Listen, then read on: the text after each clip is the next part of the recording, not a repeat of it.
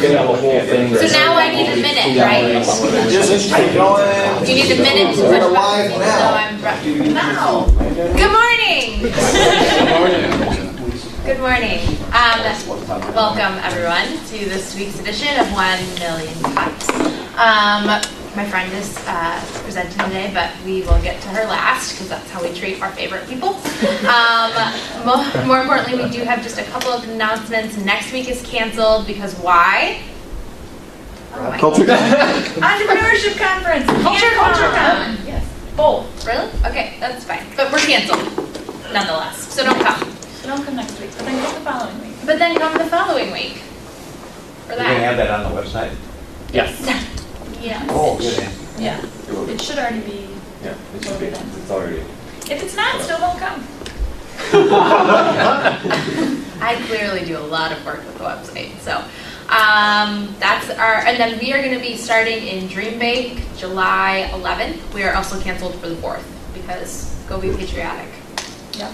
So we will be scheduled here. We are booked here through the end of June. We have speakers lined up for the upcoming weeks, and then we'll take July 4th off because it's literally on July 4th. And then we're going to do, we're confirming with Dream Bank still, but we're going to do a kickoff party at Starting Block on the 11th. So it'll just be a social, it'll be seeing the space, it'll probably be a lot of people's first time because they're not doing the grand opening till much later. And then we're Which also... means we're special and Yeah, get a we are. sneak peek. Sneak peek. And then we're also looking to do a swag giveaway that day, so you can come get some shirts and some swag. So that'll be a big kickoff, and then hopefully we'll be announcing a lineup that day for the rest of July. Write that down. That's his responsibility. Other than that, I don't think there are any other announcements, so I will thank sponsors and then kick off with our names. Big thank you to Old National Bank for the coffee and the space. Field 59 in the back for the live stream that is being streamed, I guess, to Michigan this morning. So Welcome, hopefully, Michigan. Yay.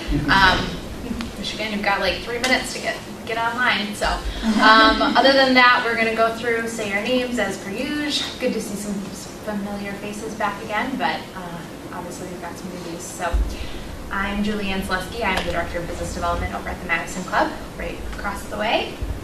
I am Diana Pastrana. I am with M&M Office Interiors in Middleton. I'm Josh Helling. I'm an entrepreneur with a background in software product development. I work with startups and growing companies on technology and product strategy. Morning, everyone. My name is Matt Shue. I'm a sales rep here in the state of Wisconsin for Human Scale and Ergonomic Tools Company to help make workplaces a little bit more healthy and comfortable. Danny Livermore, founder of Gift Guru, a platform to help people give a good gift on time for every occasion. All right. I'm Ryan Brenitich. I'm the owner and creator of Footprint Mysteries Madison. I'm Trent Pita. I'm a student at the university, and this summer I'm a developer at the athletics department on campus. How many years do you have left? I'll be going into my sophomore year this fall. Yeah. I'm Danny Anderson. I work for Baker Tilly. We're an accounting and tax firm, and I work a bunch with tech companies. And how many years do you have left? Not many, actually. Count down the days. No, I'm not actually counting down the days. It won't be forever, right? Hours. I'm Steve Claude, co-founder of 32 Auctions, a platform for hosting and managing fun, easy, successful, silent auctions. Yeah, neither of you are sporting your t-shirts. I think they're fighting. Yeah. Is there something you need to tell us? 32 Auctions. Andrew Gonzalez, commercial banking, right here at Old National Bank. JD Cott, Bronfman Rothschild Wealth Advisors here in Madison. I'm Derek Rodriguez, founder of NISE, helping to create a framework to digitize all paper documents. Kurt Peterson, the other co-founder of 32 Auctions. Dan McClosh, I'm a content marketing consultant, but more importantly, I'm an aspiring, inspirational speaker. And a pack. Not inspiring, but aspiring. I'm working on inspiring. Okay. Derek, you missed you. Oh, me. Since we've been here, I start to forget that I'm here. So, yes. I go out of my way to make sure we thank all the sponsors, which doesn't happen every week. That's great. That's awesome. So I'm Derek Kebler. I work at townnews.com. Field 59 is a service of townnews.com, and I run the broadcast and video services division. And we love him and are very, very grateful to have him. So now I'm going to introduce our speaker. So I actually had to ask her how to say this word, because I don't know. But Sarah is the founder of Healthy and Hygge. Is that right? Nailed it. Yeah, good. Hey, woo-hoo. Quick learner. Yeah. I'm not going to forget that. And she will be talking about her new startup. All right. So hi. I'll kind of talk a little bit about what you're going to actually be seeing today. My name is Sarah Lasker. I am founder of Healthy and Hygge. That is my business that I run, but my LLC is also Madison T1D Coach, so I run it under that LLC. Kind of what you're going to be seeing today, I'm actually going to be presenting this in Rome in 2 weeks at an international diabetes conference, so I'm really looking for some input and feedback today to kind of go, hey, you may not know anything about diabetes, or you may, so I'm not going to be giving the basics of diabetes, because the people that I am going to be presenting to in the future are doctors, nurses, clinical type staff. So sorry that you guys are going to be put through this today. I apologize. That's an apology, but you guys are kind of my practice to be ready for it. So just a little bit of an introduction about me. My background, I have my undergrad. I am a K-8 certified teacher here in the state of Wisconsin. I also have a master's degree in health education, and additionally, I guess this is kind of the plan for today. So I'll talk a little bit more once I get up to those pieces. A little bit of the evolution of Madison T1D Coach, LLC, where that's been and where it's going. A little bit of what is health and wellness, because a lot of times people associate health and wellness with certain topics or areas, so let's talk a little bit more about what that is. And then how to use health education in diabetes management. All right, so a little about my professional background. I did my undergrad at Montana State University in Bozeman, Montana. Go Bobcats. I know we were talking sporting stuff earlier today, but, and notice the colors of blue and gold, just saying. And then I did my master's in health education at Plymouth State University in New Hampshire.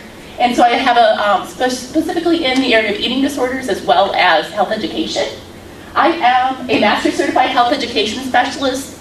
That is a national certification. You have to have had your master's degree for 5 years and then pass a exam. I'm also a registered medical assistant in the area of diabetes. And then lastly, the NCBDE. I am a certified diabetes educator. And to get that, you have to have had your master's as well as the 5 years training, and 2 years as well as a lot of hours of training and pass a national exam to get that. So it's a lot of education for who knows what. No, just kidding. All right. So, did I skip mine? I guess I did. I must have taken it out. All right, so I had a personal slide in there earlier so you could kind of be like, oh, she's actually a real person? Yeah. So I have to figure out why that's not in there. All right, so a little bit of the Madison T1D Coach LLC evolution. So the mission of Madison T1D Coach is you are the diabetes expert of your diabetes. The reason I chose that was because so many times people go into the clinical setting and they're waiting for their doctor or their nurse or whoever to tell them how to manage their diabetes.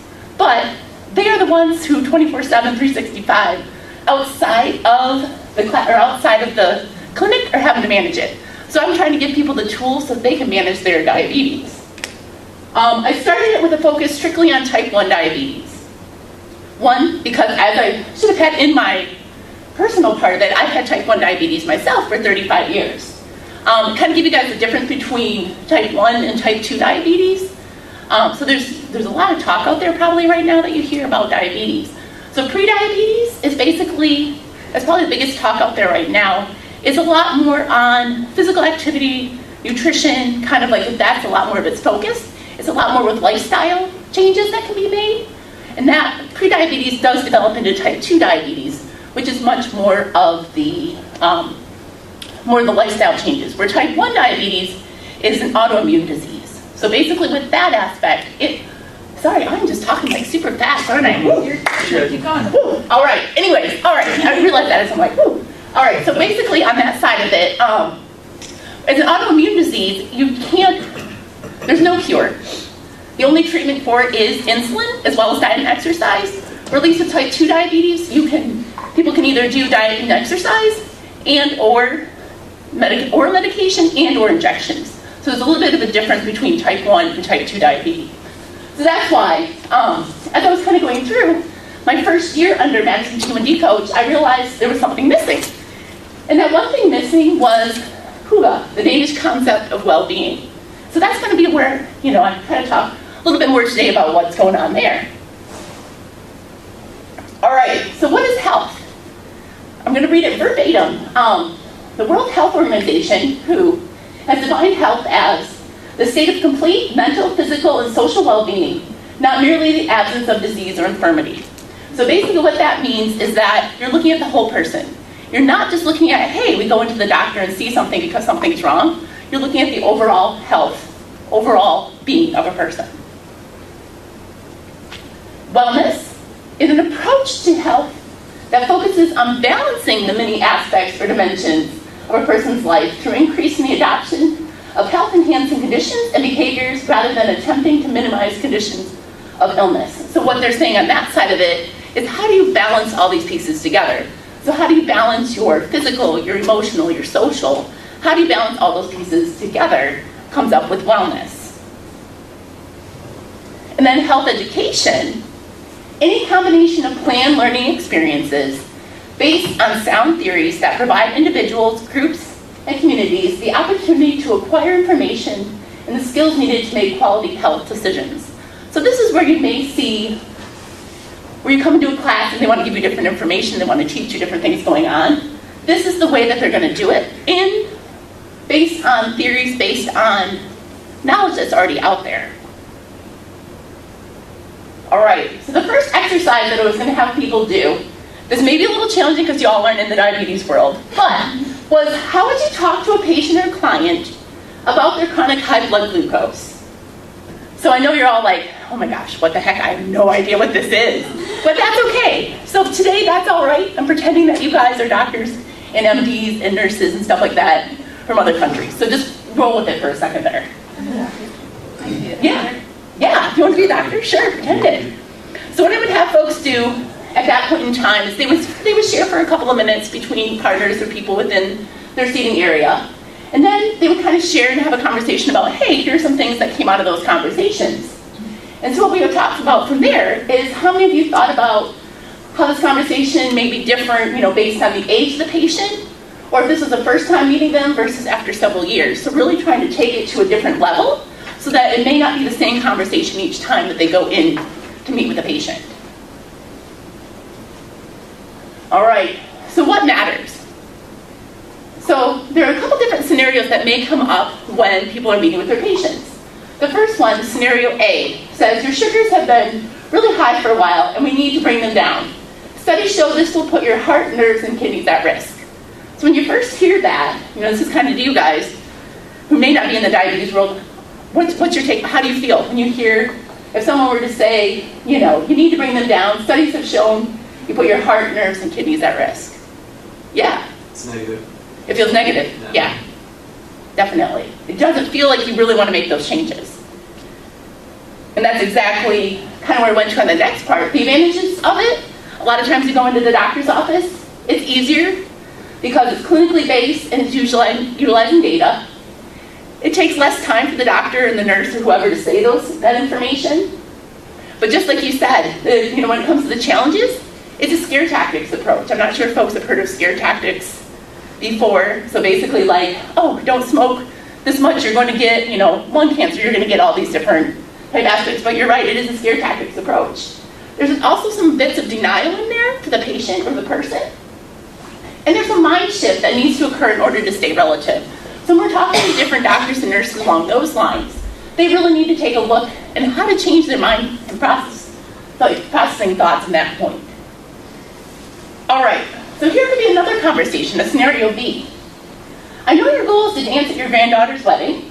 Keeping your sugars in a good place will help your heart, legs, and the rest of your body be up for it, and it will keep that A1C number down too. So if you were in a conversation and someone said that to you, how do you feel? Do you feel any different if they're presenting it to you in that way? Yeah. So, yes, but I also think that in order to get to this way, you need to have a certain type of doctor that would know that I had a granddaughter. I know, it's like, really? But you know, like, there's a whole conversation that needs to happen before this one. Exactly. Where it doesn't need to happen in the other one. This is perfect. This is actually going to be a good tie-in to the next step that I want to talk about, because that's what my business does. I actually get to know the people and actually get to talk to them, so that we're not, and it'll come up in another couple of slides, so I'm actually getting to know them, so I can have a conversation like this with them versus like the previous one that we had. Definitely. So some of the other advantages that you mentioned there, the role of the practitioner, coach, or diabetes educator is to aid and inspire patients to become informed about their conditions and take an active role in their treatment. So that's kind of going back to what we talked about earlier, about how do we, you're having this disease 24/7, 365, how do you take care of it outside of this appointment that we're having? 2, understanding the challenges of diabetes management from the patient's perspective to build a foundation for stronger collaboration. And some of that was exactly what you were mentioning there, is that yes, we do have some of those aspects where we need to understand what the patient's going through. What is that person having going on in their life in that process? And then lastly, shared decision making. It's an interpersonal, interdependent process in which the healthcare provider and the patient relate to and influence each other as they collaborate in making decisions about the patient's healthcare. So again, that's exactly along those lines. Some of the challenges that can come with it are exactly what you mentioned there again. Wow, I just planted you here today to be like, hey, make sure you ask this question. It is a more personal approach. And it does take a lot more time for people to get to know their patients or get to know their clients on that personal level. And it takes longer and requires personal knowledge of the patient. So that can definitely be a challenge, especially in the United States, when you have how long with your doctor? Usually 15 minutes if you're lucky for a half-hour appointment. So so that's kind of where Madison T1D Coach and Healthy and Hygge come in to really help people be able to utilize more time and effort with them. So professionally, how Madison T1D Coach has made the shift. I go beyond the basics and dive into the whole person with the addition of the Danish concept of Hygge, which translates basically to well-being. So if you hear healthy and Hygge, it's basically how do you be healthy and have a positive well-being in the process. I work with people to find balance between the occupational, the social, the spiritual, the intellectual, the physical, the emotional, environmental aspects of their life. Because we're not just one person, one time, all the same. We need an individual to live a happy and healthful life. Because what may be important to you may not be important to you. How do you work with people to really bring them together in terms of what's important in their life? And part of the process is to really help people guide and motivate them.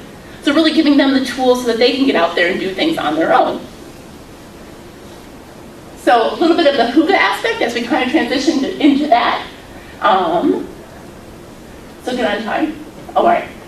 So the health perspective, so you're going to notice some of the letters are lit up at the top there. So health is the first part of the Hygge aspect. In study after study, patients express desire to be perceived as persons, not illnesses, and suggest providers who focus exclusively on medical problems solving often leave the feeling reduced to their disease.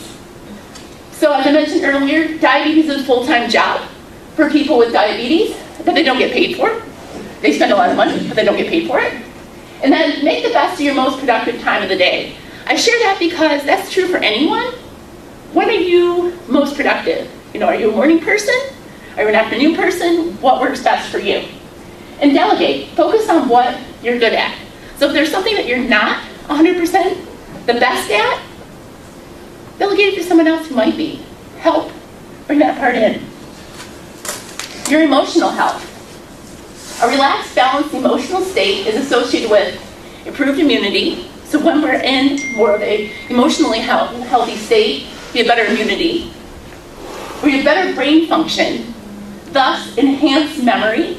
So meaning that we're probably able to remember things a little bit better during that amount of time.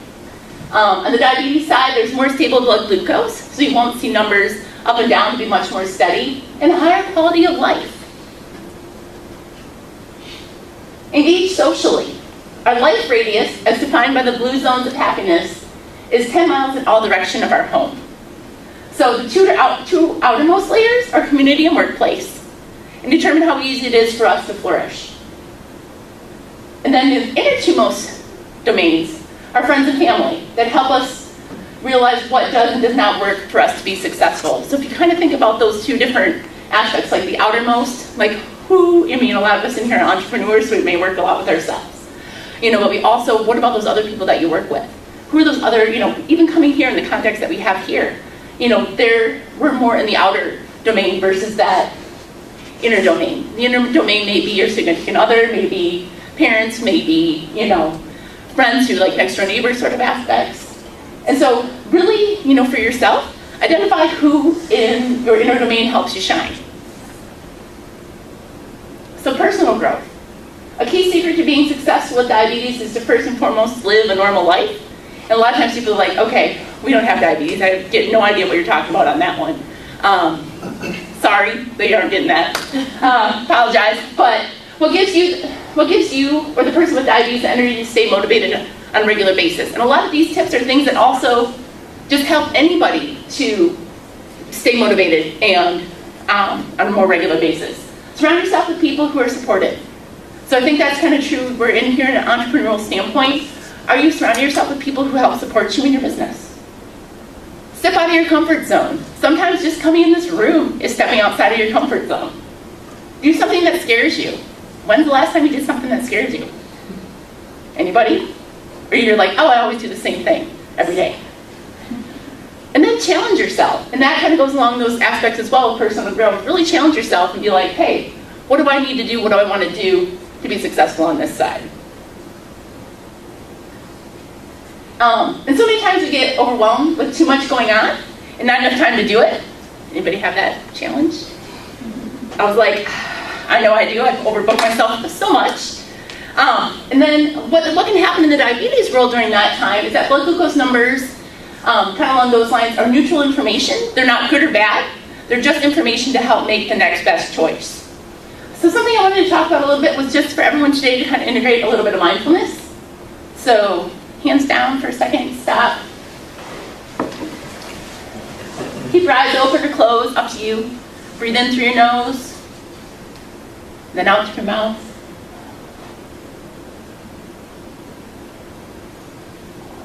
All right, do it again. Take just a second.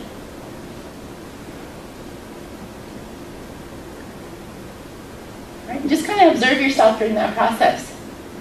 It kind of helps bring you back and helps kind of get you focused a little bit and to, get ready for the rest of your day. And that's a simple thing you can do before going to any situation, anytime. It takes 30 seconds, not even, to do that, to help reset your brain to be ready to go forward.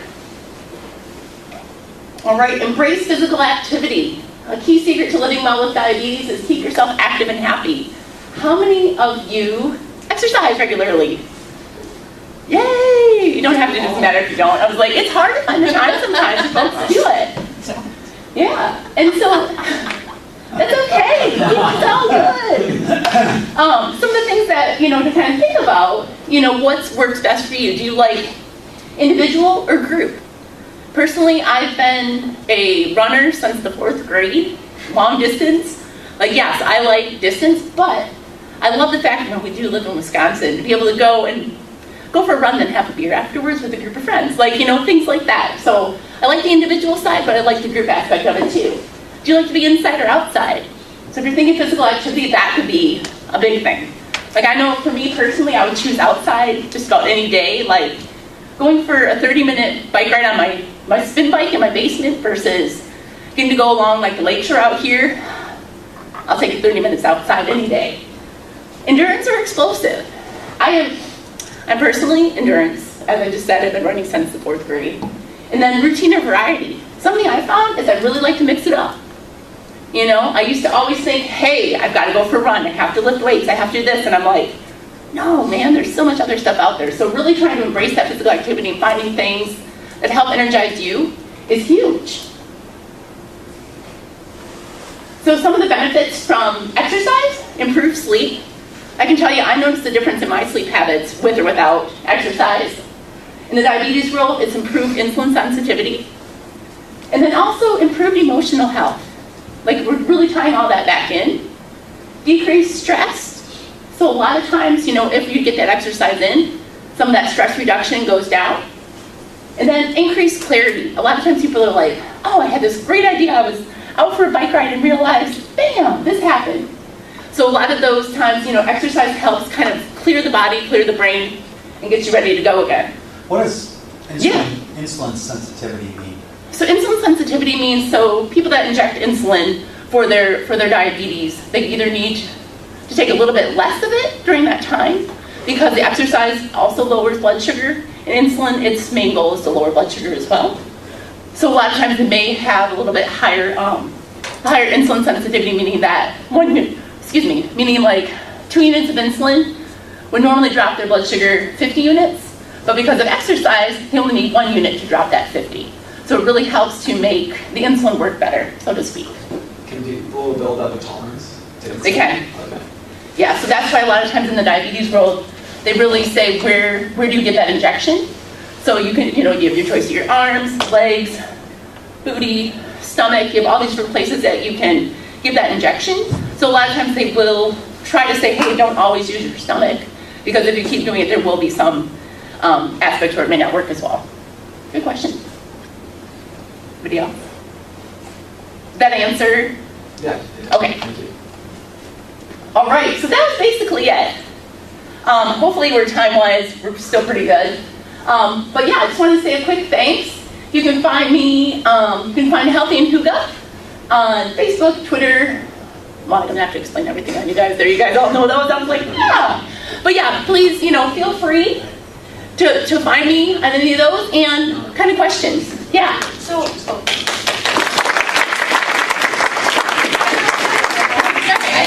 yeah, no questions, yeah. So, is your business more of like counseling and coaching, or are you a resource, or so does someone, this is a tough question to ask, how do you make money? Yeah, Like so basically, so I am your life and wellness coach. Okay. So what you see down here, so I do life and wellness coaching. So basically, this is just one piece of the life and wellness coaching that I do. Some of the stuff I do under that, I have mostly I work a lot with people who are in transition. So folks that maybe they're new to Madison, or maybe they're transitioning from college to the real world, or they're transitioning from, the real world to retirement. Different ways of transition, or they're transitioning from having a child, or not having children, to having a child, like some of those type aspects, to really kind of work with people that are in transition. And so a lot of it is, referral based, is found online, is a lot of different, networking and things along those lines. Yeah, and I offered, I was like, how often do you meet with people? Is it weekly basis, once a month? It depends on what they're needing. So a couple of different aspects that I offer. I have like a one-time meeting. Like, so if someone wants to meet, it's a happy hour. So we either meet for coffee, or we do live in Wisconsin, an alcoholic beverage, an adult beverage, and so we spend just, an hour, hour and a half, kind of just talking through what they need. Sometimes they just need a one-on-one, one quick time. Other times it's more a monthly basis or 3-month basis, and that would be either, kind of working with them one-on-one, on weekly or bi-weekly, depending on what they're looking for in that process. So really, it's a little bit different for each person. Yeah, great question. I was like here, then there. Go ahead. Oh. So when you meet with individuals, do you kind of go over asking them questions about their lifestyle, or do you kind of talk to them, maybe giving some sort of presentation similar to the one that you gave ours? Nope. What I usually do is I give them a sheet beforehand to meet, so it has different questions on there. Things like what are they hoping? What are they hoping to get out of this meeting? Because there's so many different aspects that they could be hoping for. And so I have them fill that out before we meet. So I have some of an idea of like, okay, here's some books or recommendations, or here's some websites that might be beneficial for them to check out. And then at that point in time when we meet, I can give some of those suggestions. We talk one-on-one and kind of go, okay, this is great. This will help in this process, or here's a step-by-step what you need from me to help get you through that.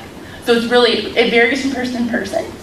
So, it would just be, similar to even going into, I don't want to say, I'm not a therapist by any means, please take that out there, but it would be, when you go in to see a therapist or whatnot, and you're like, hey, what do you want to talk about this week, kind of aspects. But usually when I go in to meet with people, I have some sort of action that they need to take on the other side of it to help them in that process.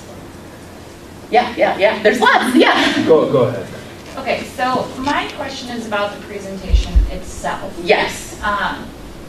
The consumer of this presentation is a group of doctors, is that correct? Yes. What is your goal? Is it to educate them and have them incorporate your mindset into their teaching? Is it to get a referral from them? Is it to, because the presentation itself didn't direct me in one way. Right.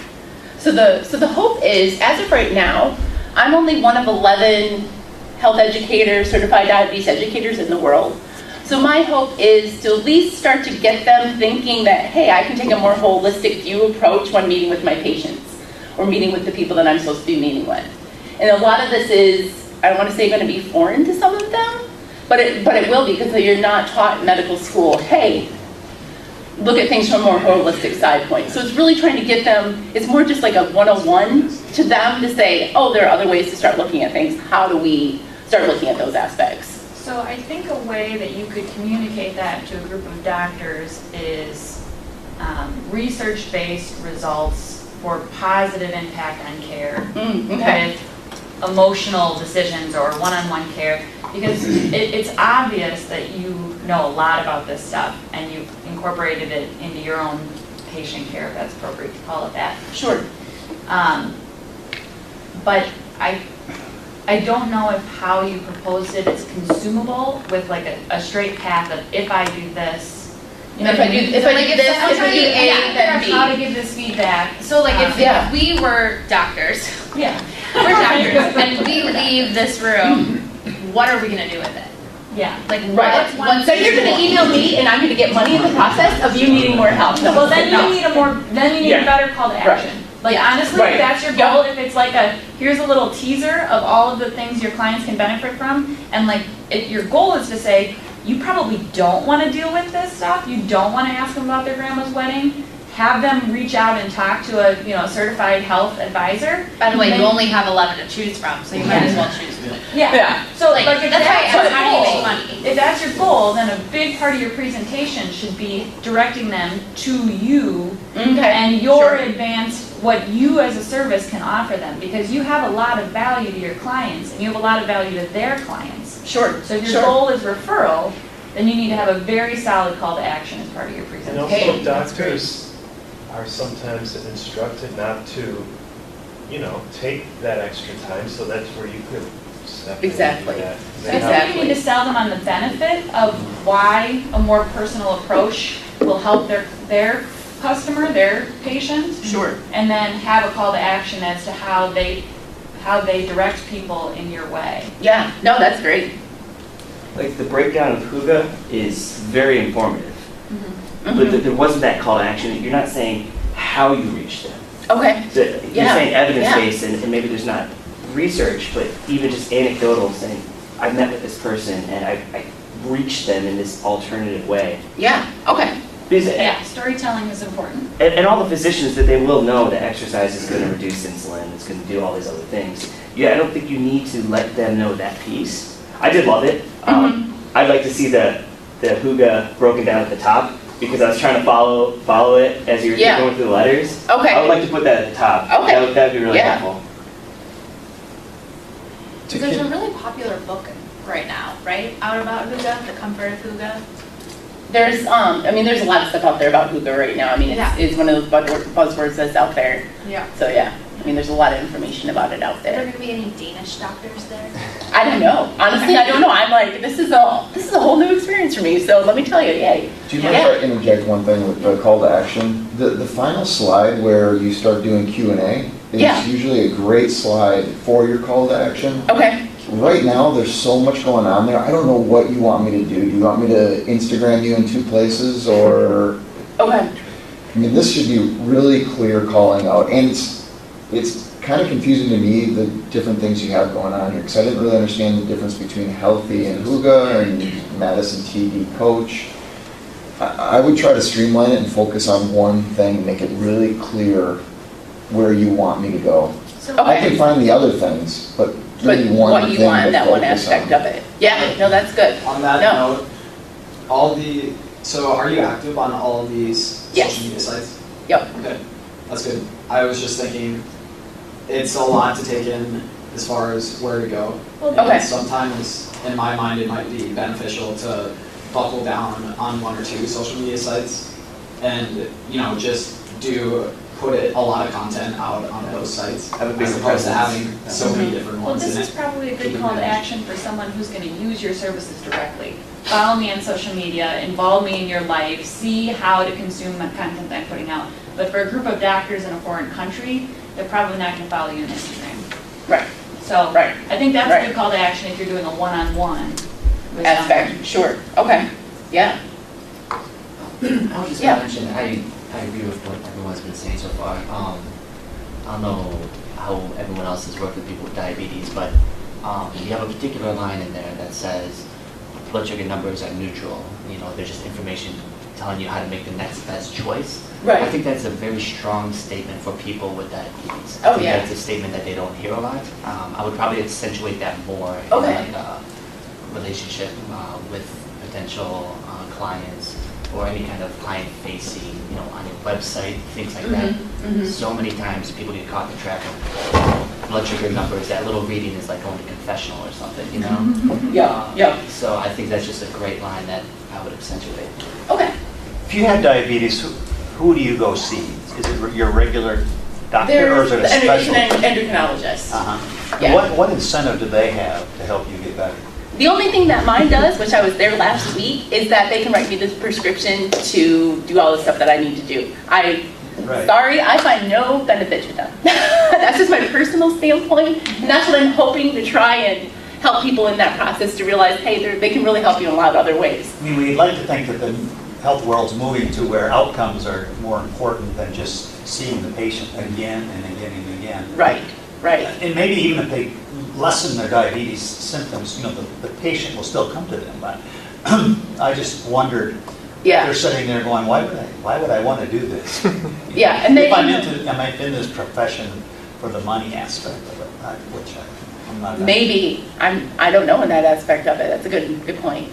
Yeah, then here, there. Yeah. That you don't have much need for them because of following Healthy and Hygge? Because you're following these practices? I mean, for me, how do I say this on a personal level? Yeah, I find, I do this stuff. I've been doing this for 35 years.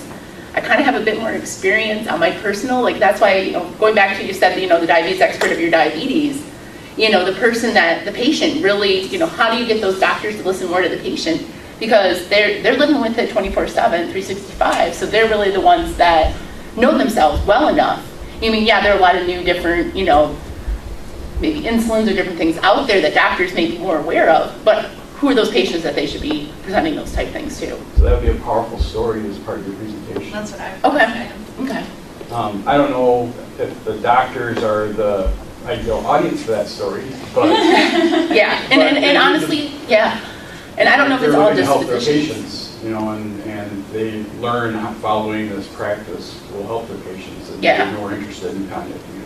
So doctors are generally generalists, right? Like they don't want to know everything about everything. They want to know enough to get them through that 15-minute appointment, and then they want to hand it off to an expert in that field who can further their cause. So really you need, I think another logistical aspect of your presentation is you read the whole thing to us. Yeah. Which personally to me is really hard. Yeah.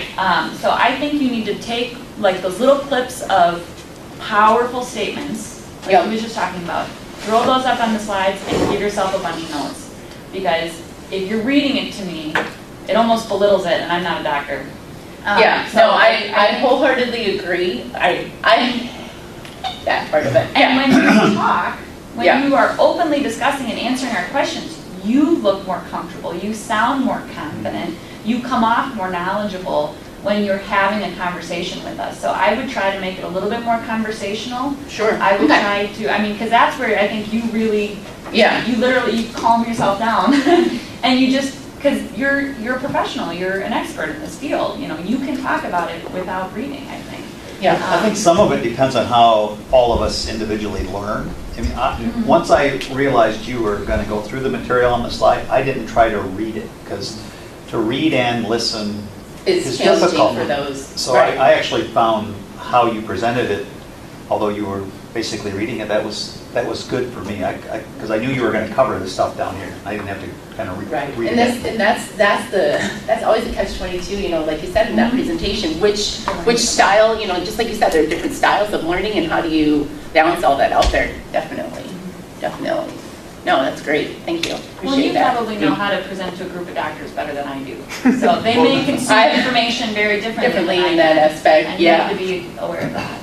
Yeah. So there's different types of presenters too, and if you're stronger at presenting by, you know, kind of speaking fluidly, then it's best to cater to what works well for you, not necessarily, because you're going to have a mix of audience pretty much no matter what. Yeah. I think a couple of the early questions that came in were kind of really, you know, how do you make money and how does the business work? And I think laying that out as far as like what's the process when you meet with your clients, is it a one-time thing, is it an ongoing thing? We really help illustrate the entire concept as to kind of, this is a process and then this is the kind of tool set that we're applying to get these better outcomes. Because that was kind of unclear to me kind of throughout, and I think that kind of like ties into the two different businesses listed. You know, this has been like transformative over time, so I think saying like, this is what the business is, just one of them, this is what we do, and this is how we, you know, accomplish that would be super helpful. This is how you give me a referral. Yeah, exactly. Like, make it that's easy the call on to them action, to yeah. just, that's what people want to know. How do I give you a referral? Yeah, perfect, cool. Yeah, people want quick, easy, like, okay, I went to her, I heard all about Hygge, which I didn't know about, and now this is my, I agree with her, she's the expert, here's what I can do. Like, very, spell it out for them. Okay. I mean, No, they're that's probably good. very smart, but. I think in that regard, you could start, unless you did and I just missed it, with what your objective in this presentation today is. This is what I want you to learn, and this is what I would hope would be your takeaway. Yep. And then kind of refer to that somewhere in there, and then again at the end. I hope I accomplished what I was after. Seems like that would be. Does this come out of pocket for the patient? What's that? Is this out-of-pocket expense for the patient? Yes. And is that? That's easier said than done. That's why I'm really trying to stay away from type 1 diabetes and going to overall health and wellness generally. But the specific conference I'm going to is on type 1 diabetes, so I have to, I shouldn't say have to, but I have to stay in that lane as I go on that one. So do you have clients who don't have type 1 diabetes? Yeah. Okay. Yeah, so please note that Healthy and Hygge is everyone, so all of you could be great candidates for it. Yes, so the challenge is that this presentation, I signed up to do this presentation several months ago, so now I have to stay in this lane for that presentation, although my business is not that lane. Does that make sense? Yeah. I was just going to jump on his point here, catering it towards doctors. You know, what's the limitations of a clinical setting? You know, time, accessibility, things of that nature. Those are problems that you can solve, so that patients aren't coming in with symptoms that are getting worse, or they're going to urgent care or ER. I think that's a really good point to make. But it's a fine line, because you don't want to, like, oh, you guys are doctors, but you don't know how to take, like, it's a really fine line. No, you guys are doctors, you have so much on your plate, you're very limited by time and interaction, and I have the ability to take what you're educating them on and submerging them in it and really growing it. Exactly. Right. I'm just saying, that is the same thing that could be said as, you guys don't have time to care, you guys don't have time to, like, you're a great saleswoman on it. Yeah. Like, do you know what I mean? Like, it's literally the Julianne sounds like scenario 1. Skip tactic. This is why I said, you don't have the personality to be Sarah, you're a doctor, and that's okay. It sounds like It just makes positioning it the sound way, like it's positioning, it's the way you present it, so it's about partnering, I think, is where you're going to, so. Yeah, and how do you partner with them? How do you know, you don't want to belittle any other profession because they're needed. All those aspects are needed. So how do you bring it all together and bring it full circle to have that holistic viewpoint and bring in all those aspects to look at the whole It's person? good cop, bad cop. You let them be the bad cop and you're going to be the good cop. Hey, I like that. I always like to be the good cop. Tell them that they're the good cop. That's my point. But you're also assuming that all patients want their doctor to know that their granddaughter's getting married. Some patients are like, just tell me what I need to do and get me out of here. Right. So like, yes, it's the personality of the doctor that matters, but it's the personality of the patient that matters too.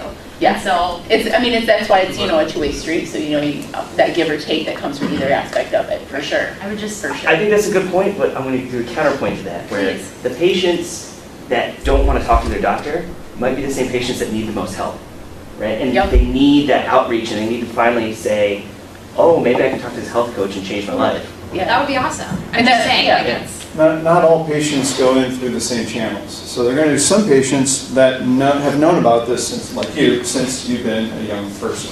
Yep. You've known about it your whole life. There are others that it's that change from pre-diabetes to diabetes, and they don't know it. Yep. I'll speak from experience here. I'm like, why am I feeling this way? Why am I? Oh, I see, something's changed. Who do I go to? Well, then I go to the ER because I think there's something really wrong with me. Yep. They're like, well, no, actually, that's diabetes, actually. Yeah. Oh, and so, but you're talking to not your regular doctor. You might be talking to someone at a clinic or at the emergency room or wherever because you didn't know that was going to happen. So those people are the ones that need to kind of know about what to say. They're not going to be your regular doctor. They're going to be somebody else that you've maybe never met before. And then there's a whole slew of other people you can go to once you've got past that first gate. Then you can go and be referred to other places. You most likely you're going to be talking to a nutritionist. You're going to be talking to a specialist. You might be talking to a whole. There's at least 3 or 4 groups of people you can be talking to after that point. And then you'll go back to your regular doctor who will then be like, hey, how's that all going? Running your tests. Yep. But it's you're part of a bigger picture of a lot of different aspects. And it's not exclusive. Exactly, and this has been changing. The world of diabetes has been changing so much.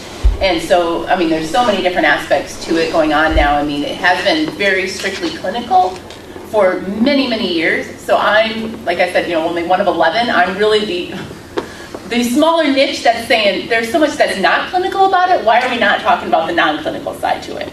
And so that's really where I try to complement, because it may not be, like you said, it may be some of those dietitians, those nurses, those other people sitting in the room, but 9 times out of 10, the majority of the people that are coming to the conference that I'm presenting at have the clinical mindset or have a clinical background. So I really have to, that's why part of this is like, okay, how do I let them know that, hey, how do we get out of that clinical mindset world and bring it into, let's really talk to the patient and talk to them, like, everything you were saying, as a person. You could make that distinction right before you go into what is Hygge and just say, you guys deal with the clinical aspect of it. I deal with the non-clinical aspect of okay. it. And there, I think if you actually make that verbal distinction, it'll set people up to consume what is that second part of your presentation. This is the non-clinical aspect. This is where I deal with. I don't claim to be a doctor. Man, you guys go through a lot. This is what I talk to people about, is lifestyle, wellness, health, and not just in the diabetic field, but, that's where I focus because I have personal experience, and then you go into it. And then when you break down Hygge, I would say, go into that again, right? Just say, here's what you would say, and here's how I would say it, and take it to the next level. But So make that sure they that can they're do that side of dovetailed. Like, make sure that they're complementary, in my opinion. I don't want to go to a doctor and then also go to you and have you guys be conflicting. I want it to be, And like, here's the scientific, like the hard data that wasn't really presented to me in a way that like is applicable, and then here's you breaking it down. Make sure that the information isn't like, oh, well, your doctor told you this, but I'm not, I think it's, and I think a lot of that is, in Wisconsin it's not as big yet, but naturopath doctors, like I used to live in Seattle before moving here, naturopath, they still have, they're an ND, they're a doctor. If they prescribe different aspects, that's been much more complimentary in that part of it versus from the, like they still have a medical degree along those lines, but in a much different global perspective of it. They've been much more complimentary to this type of working on it. So yeah, exactly. That'll be like that's a whole nother, yeah. I know, we're over time. I'm sorry. That was my fault. One more, please. Okay. The part where you break off into groups, I think it's disruptive. Okay. I think it's going to be, especially for 2 minutes, you're going to go through 2 full minutes before anyone even starts talking to the neighbor. And this is a very open community here, and I was terrified if we were going to break off for 2 minutes. If I were your I would have been like, dude, you're doing it, you're partnering with him, and you're talking about this, I and, think you know, you just let have me to tell think you. of themselves and get to the same Yeah. point. Yeah. Without Because then they actually. don't have to verbally Yeah. admit Okay. that they were the asshole in scenario. Right. That was kind of my point of like, you're kind of making what you need to Okay. be not great. On that note, I think it's still a good thing to solicit audience participation. You know, you can maybe skip the 2 minutes conversation. raise your Are you presenting to Hopefully- 300 people or 30 people? I have no idea. I know nothing other than What time do you show up? what time to show up. Yeah. Like, so this has been all very much practice. Awesome. Thank you guys. Appreciate it. All right, guys, we are 10 minutes. I apologize. I'm usually kind of a sergeant about this. We're 10 minutes over. Sorry.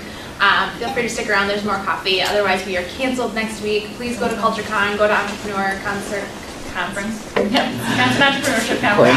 Please go to Disrupt Madison. Please support local entrepreneurs. Startups will And Then come back to the weekend. And then come back the week after that. We will still be here. What's Disrupt Man? Did you say Disrupt Man? Yeah, it's Disrupt HR, yeah. Oh, HR. Yeah, Disrupt HR. So